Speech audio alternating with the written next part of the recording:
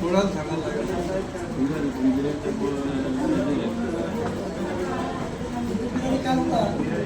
नाही यांचा पण प्रॉब्लेम आपल्याला सोडवायला पाहिजे. आमची बिलं पडली किंवा मग यांनी द्यायचे ना यांचा असेल. आम्ही सगळं दिलं सर, आमच्याकडे काही बाकी आता हा करतोय ना तुम्ही आधीचे आम्ही नंतर अरे मग तू दे ना आता करंट मध्ये कसं देणार सर? आता हे ना 18 महिने वाट माहिती आहे तुम्हाला कंटिन्यू ठेवायचं. 2023 आहे सर ते. कॉन्ट्रॅक्टरचे नियम फार कडक झाले ते. माझं एका वेळेस मी हे केलं ब्लॅकलिस्ट कोड करावं ते मला जे जे नियमावली आहे कामगार कायद्यामध्ये त्याप्रमाणे पुन्हा कॉन्ट्रॅक्टर चालू ते आम्हाला हे करत बसायला सगळं.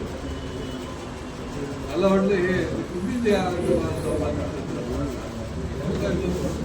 आणि आता तर नाही तुमचं संकट टाळायला हे